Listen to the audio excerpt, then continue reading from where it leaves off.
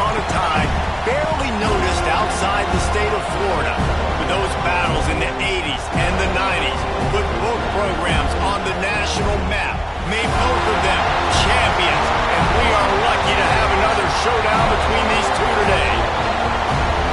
Welcome to the home of the Florida State Seminoles, Doak Campbell Stadium in Tallahassee.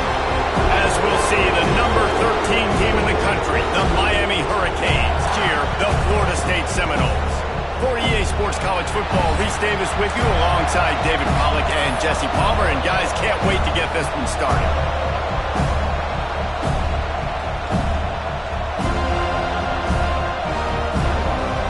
And the Seminoles will get us started with the opening kickoff.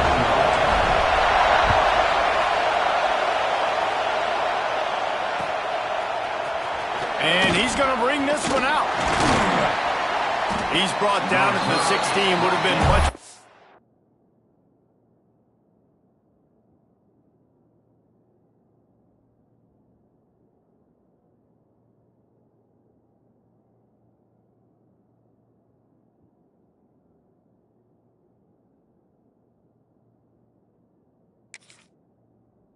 To take the touchback.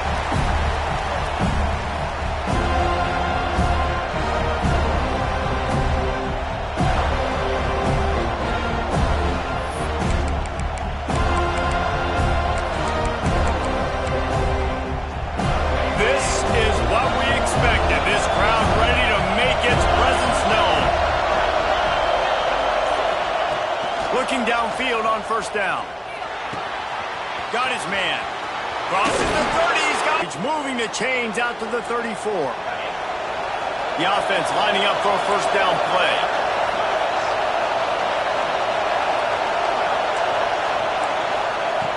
Looking to throw on first down. Got him in the open. They'll get him down, but not before he crosses the 50. He's down to the 49. One of the things you love about this running back is not only can he run between the tackles, but he's also a weapon in this offense catching the football. Wants to throw on first down. Plucks it out of the air. And they pick up just a few on that completion. This conference has a history of getting wacky, and the last thing you need to do is get off to a slow start in ACC play. And what does everybody talk about every year, right? Like conference games, how much they matter, the familiarity with everybody around you. You can only start this one time, so let's bring that energy, bring that momentum. Who wants to start the season off right? Well, the ACC is a conference that feels like oftentimes it just goes down to the wire. And those games late in the season are the ones that really determine what happens. But you got to set yourself up for success, and it starts right here in the first conference game in the ACC for your team. The Hurricanes have it with a 1st and 10. Wants to throw again. And this will be incomplete. A big hit there forces second down. And I think on that last play, that's an example of the quarterback trying to predetermine who he wants to throw to, and instead of letting the defense dictate who gets the ball. In man coverage, that guy was not open that time out on the perimeter of the field. Still, he gave him a chance, but... And the defense picks up a sack, getting the quarterback down at the 44. And the defense gets a sack, and that's going to be the big determining factor in this football game. A week ago, he only got sacked one time. They've already got him on the ground. If they want to win this football game, they got to keep getting after the quarterback. Now a lot of work to do to move the chains, keep this drive alive after that earlier sack. On 3rd and long, you'll need to push it downfield. He took a hit as he threw it and couldn't deliver the football. It's incomplete, and 4th down's coming. Love seeing these early season top 25 matchups. You can get a really good feel of how good these teams are.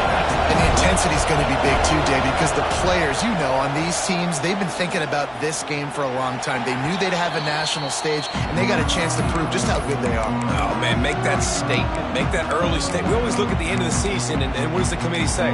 Oh, they beat top 25 so-and-so. Here's your chance to put that on your resume that'll pay off big time and late in the season.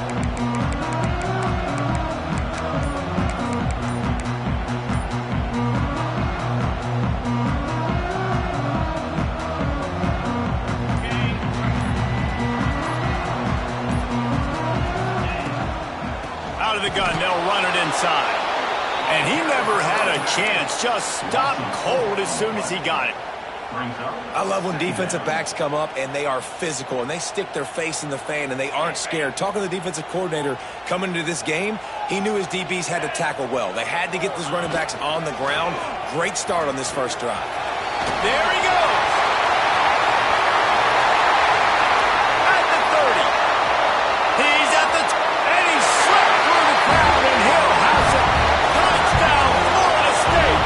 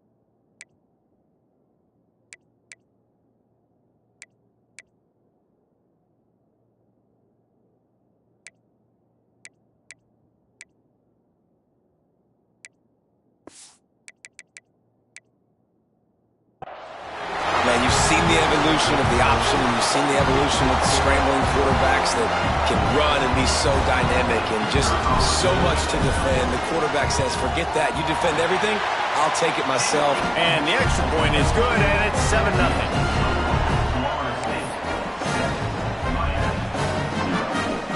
Kickoff unit on the field, and this defense will be called on to protect this lead.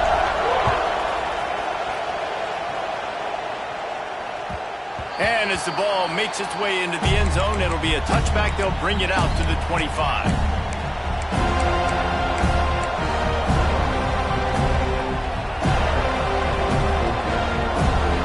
And here comes that Miami offense back onto the field. Finding themselves down 7-0. They'd love to get a drive going here. The give to the tailback. Defense in the right spot. They stop him after a gain of 2 to the 28. When you think of these two programs in the history of college football, remarkable that they've only been playing since 1951.